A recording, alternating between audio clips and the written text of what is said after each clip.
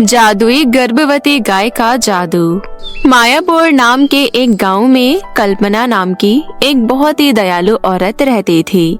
कल्पना हर किसी की मदद किया करती थी। वो बहुत ही नेक दिल की औरत थी। कल्पना को बच्चों से बहुत लगाव था।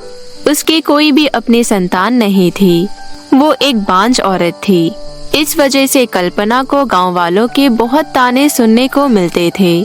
कोई भी कल्पना से सीधे मुंह बात नहीं करता था। एक दिन की बात है, कल्पना किसी काम से बाजार गई थी। बाजार में कल्पना को एक बहुत प्यारी बच्ची दिखती है जो अकेले खड़े होकर इधर उधर देख रही थी। कल्पना तुरंत उसके पास जाती है और कहती है, अरे क्या हुआ? तुम इधर उधर क्या देख रही हो? और तुम्हारा नाम क्या है? तुम सच में बहुत ही प्यारी हो। परंतु वो बच्ची कल्पना के किसी भी बात का कोई जवाब नहीं देती। वो काफी डरी और सहमी हुई थी। वो रोने लगती है। उस बच्ची को रोता देखकर कल्पना इधर उधर देखने लगती है। फिर उस बच्ची से कहती है, अरे बेटी, तुम रो क्यों रही हो?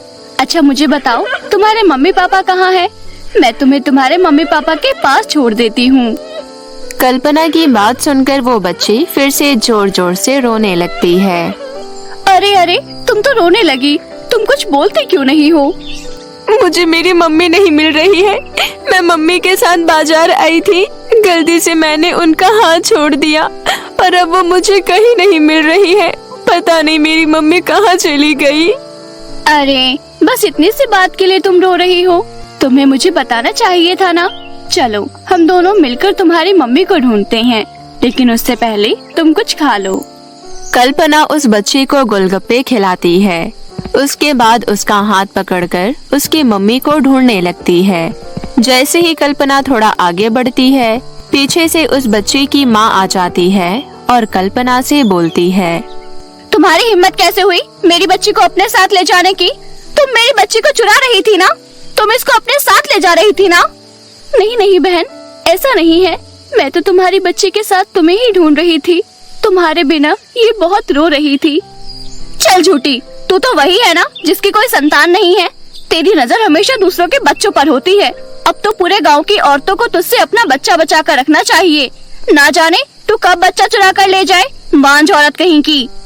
कल्पना को उस औरत की बातों का बहुत बुरा लगता है। कल्पना को ऐसा महसूस होता है जैसे किसी ने उसके ऊपर शब्दों के कड़वे बाण छोड़ दिए हो। ये सब सुनकर कल्पना वहाँ से चली जाती है और रास्ते के एक मंदिर में जाकर भगवान से एक बच्चे की गुहार करने लगती है। हे भगवान, मुझे छोटे बच्चों से बहुत प्यार है, फिर तुमने मुझे कोई बच्चा क्यों नहीं दिया? आखिर तुम मुझसे कौन से जन्म का बदला निकाल रहे हो? आखिर मैंने ऐसा क्या कर दिया जो तुमने मेरी जिंदगी में इतना बड़ा दुख लिख दिया है? ऐसा कहकर कल्पना रोने लगती है। तभी उसे मंदिर के बाहर से कुछ शोर शराबे की आवाज सुनाई देती है। शोर सुनकर कल्पना तुरंत मंदिर के बाहर आती है। वो देखती है कि सड़क पर एक गर्भवती गाय को कुछ दुकानदार मिलकर पीट रहे हैं। कल्पना तुरंत उनके पास जाती है और कहती है, आप लोग ये क्या कर रहे हैं?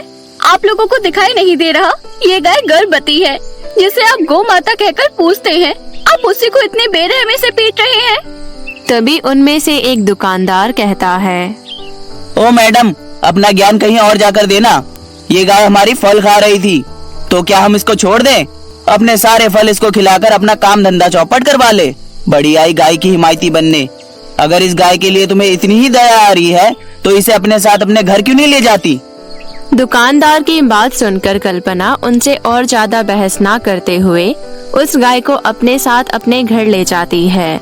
गाय को देखकर कल्पना का पति किशन उससे कहता है, कल्पना, तुम ये गाय कहाँ से ले आई? अजय, मुझे ये गाय मंदिर के बाहर मिली।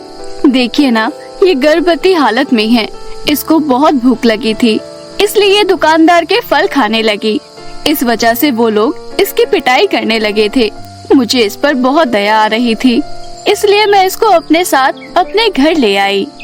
कल्पना, आखिर कब तक तुम इसी तरह सबकी मदद करती रहोगी? तुम्हें तो हमारे घर की आर्थिक हालत के बारे में अच्छे से पता है। घर में हम दोनों अपने लिए 2 वक्त की रोटी नहीं जुटा पा रहे हैं ऐसे में हम इस गाय के लिए चारा कहाँ से लाएंगे? जी, आप भगवान पर भरोसा रखिए। भगवान एक न एक दिन सब पर रहम बरसाता है। ये गाय मुसीबत में है, हमें इसकी मदद करनी चाहिए। आप देखिएगा, जिस दिन एक गर्भवती गाय अपने बच्चे को इस दुनिया में लाएगी, उस दिन हमारे सारे दुख दर्द खत्म हो जाएंगे। इतना कहकर कल्पना अपने घर के अंदर जाती है और अपने हिस्से की रोटी लाकर गाय को खिला देती है और खुद भूखी सो जाती है। अगले दिन सुबह उठकर कल्पना जंगल से उस गाय के लिए चारा लेकर आती है। वो खुद भूखे रहकर उस गर्भवती गाय को खाना खिलाया करती थी। अब तो लोग कल्पना का और भी ज्यादा मजाक बनाने लगे थे। लोगों की बात से कल्पना को बहुत दुख होता था, परंतु वो किसी को कुछ नहीं कहती थी। एक दिन कल्पना गाय के पास जाकर कहती है, तुम सच में बहुत भाग्यशाली हो कि तुम एक बच्चे को जन्म देने वाली हो, वरना मेरी किस्मत तो इतनी फूटी है कि मैं एक बच्चा पैदा नहीं कर सकती। पता नहीं भगवान ने मेरे जीवन में इतना बड़ा कलंक क्यों लगाया है। इतना कहकर कल्पना की आंखों में आंसू आ जाते हैं। कल्पना को रोता देख एकदम से वो गाय बोलने लगती है, नहीं कल्पना, तुम अपनी किस्मत को मत कोसो। तुमसे कोई गलती नहीं हुई है। तुम तो एक बहुत दयालु औरत हो। तुमने मेरी मदद की है। मैं तुम्हारा ये एहसान जीवन में कभी नहीं भूलूंगी और तुम्हारे लिए भी जरूर कुछ करूंगी। गाय को इस तरह इंसानी भाषा में बोलता देख कल्पना हैरान हो जाती है और गाय से कहती है, मैं कोई सपना तो नहीं देख रही ना? तुम सच में मुझसे बात कर रही हो? हाँ कल्पना, मैं बोल सकती हूँ क्योंकि मैं एक जादुई गाय हूँ। मैं तुम्हारी जिंदगी पूरी तरह से बदल सकती हूँ। गाय के इतना कहने पर वहाँ बहुत तेज प्रकाश होता है और कल्पना की छोटी सी झोपड़ी एक बड़े से महल में बदल जाती है। ये सब देखकर कल्पना बहुत हैरान होती है। उसको तो अपनी आंखों पर यकीन ही नहीं हो रहा था। कल्पना उस गाय से कहती है, हे जादुई गाय, तुम कौन हो? मुझे बताओ, तुम मुझे अपना असली रूप दिखाओ। कल्पना के इतना कहने पर वो गाय एक देवी के रूप में बदल जाती है और कल्पना से बोलती है, कल्पना, मैं गौ माता हूँ। मैं यहाँ तुम्हारी परीक्षा लेने आई थी। मैं ये देखने आई थी कि क्या तुम सच में दयालु हो या सिर्फ अच्छी बनने का ढोंग करती हो।